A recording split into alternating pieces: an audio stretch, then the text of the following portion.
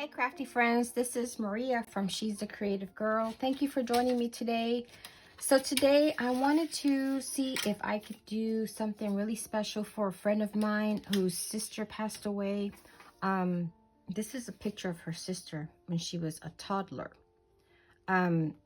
I love photos of vintage children. So when I saw her picture that she posted on Pinterest, on Facebook, I trolled her pictures just so I can get a copy of this. And I did talk to her. I told her I wanted to do this for her.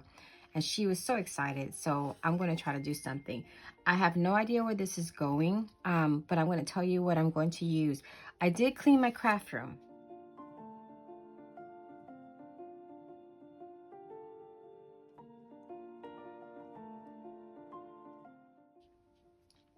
And I'm very happy with where everything is put away. I know where everything is, and now I feel like I can craft in peace.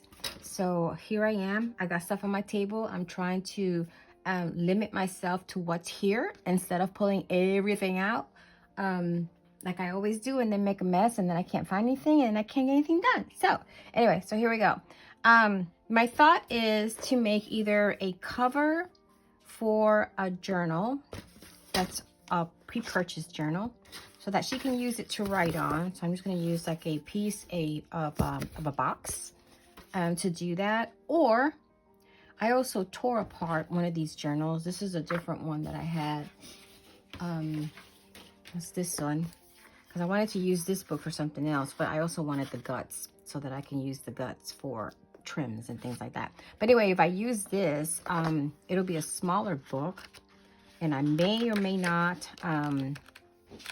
coffee dye all the papers and maybe paint the edges and do some stenciling or some stuff on here. So that's an option. So I'm going to keep that nearby.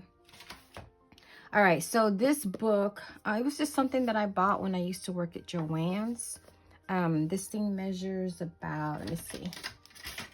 But you could use anything that you have in your stash. This is like a 6 by 8.5. And then the pages are, of course, a little smaller. So it's about 5.5 by 8. All right, so that's that.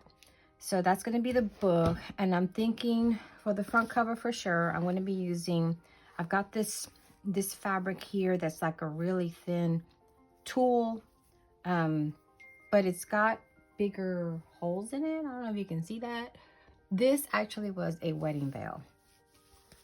Yeah, my wedding veil, like when I was young and stupid. Okay, all right. So I also have some white cheesecloth. I've got some cream colored cheesecloth.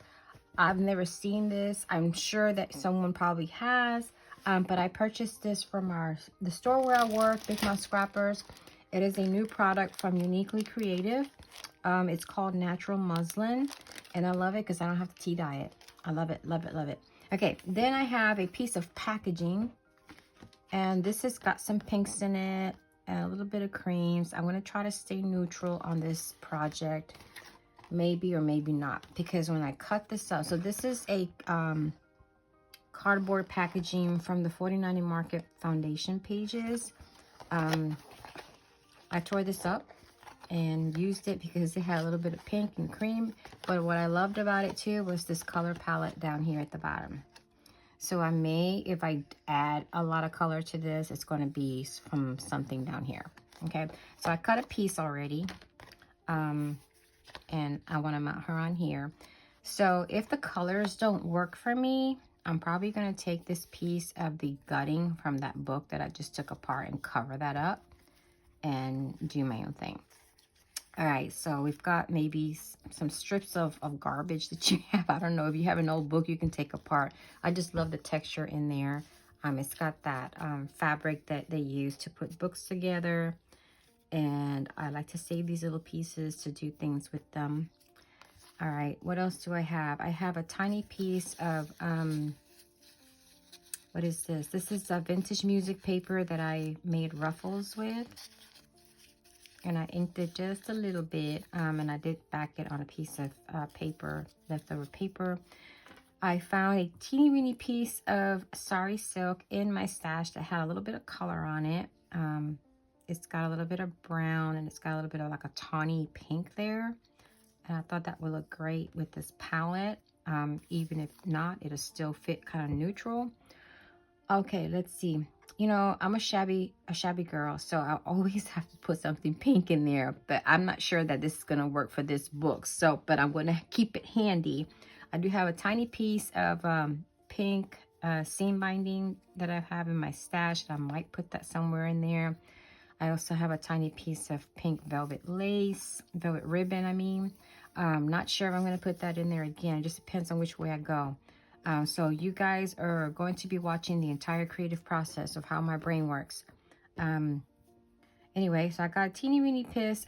So basically, every time I have something that I cut up, and I keep little bits, I put them in these jars. So I've got all kinds of stuff in here. And usually I just look at color. So when I'm doing something and I see something that's got some color on it that I'm looking for, it's just a tiny bit of something, I'll use it. Look at that. This is even like a label of an old spool of ribbon or lace that I had.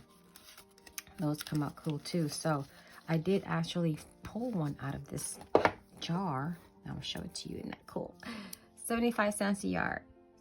When? Never. A long time ago maybe, but that'd be cute to put something like that on there.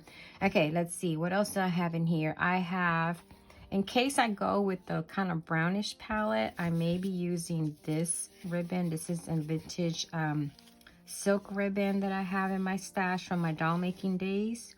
So I can maybe replace that pink bow with a one this color. Let's see. I also have a piece of embroidered cotton lace that's been tea dyed. I may use this. I may or may not.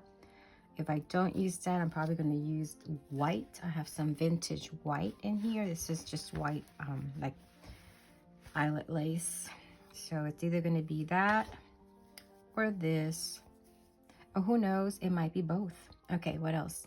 What else do I have in here? I have a piece of like twine that I had like little bits of from another project and I didn't throw it away because you see it makes cute things. Okay, so I may tuck this under here somewhere. I also have some thread. This is like you know when you make fabric strips and you tear the fabric and you have all those leftover bits of thread sticking off your muslin that you want to use to make ribbons or whatever. Yeah, that's what this is. I saved that too because and I can do some texture with that. So I may put some of that in there. I may be adding more than that. Ooh, what else fell out of this? It's a little piece of silk. This is an antique fabric with some silk. And a little piece of lace. Ooh, it even has a snap on it. Okay, I might use that. I'm gonna put that right over there. I need to stop looking at this because I keep trying to pull stuff out. See, I just pull something else out. Okay, well here, look, there's a little piece of doily. I'm just gonna throw that in there. See, this is what I mean. I start pulling out way too much stuff. So I'm not gonna even look at that. Go away, go away. Okay, what else do I have? And I found a little piece of tatted lace that I made. I was practicing tatting. And I did learn how to do it. It was hard. I tell you, it was really, really hard. But I saved all my practice bits because I figured I can use them in my journal somewhere. Look how cute that is. And then I have a little piece of jewelry here. This is, I don't know where this came from. So I think I have a stash of stuff that I picked up at an estate sale, or someone gave me a bag of trinkets from an estate sale they went to. So this looks like... I don't know, it resembles one of Tim Holtz's pieces from his jewelry line. I think it's called Assemblage. But if not, just anything in your stash that looks like that or any charm that you have would work. So again, this is going to be a project from the heart. I'm just going to pour my heart into it. I don't have a big plan right now, so we'll see what we're going to do together.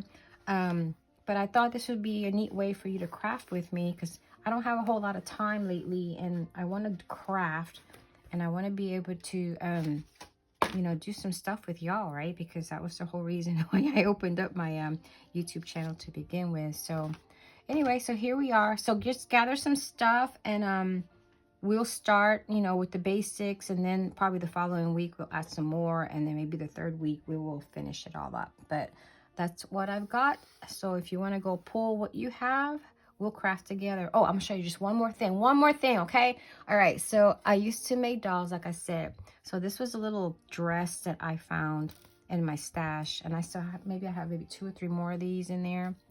But this is a little crochet outfit. Oh, that's so cute. Oh my God, look at that. Already done. Anyway, so, my dog, I guess this fell on the floor yesterday because I had him like hanging on a basket over there where I keep my vintage laces. And I found it in the living room. Yeah, my dog got to it. So she tore a little bit of it here. And I'm thinking, you know what? Dang it. So now I can't put this on a doll or I can't sell it. So I'm just probably going to use it to put on this book. And here are the little panties. That's so cute. Okay, let me stop. All right, so maybe that's going to go in there too. Alrighty, so if you want to join me, come join me. As always, happy crafting. Please don't forget to like, subscribe, and share. That's going to help me out a lot. Again, till next time. Bye.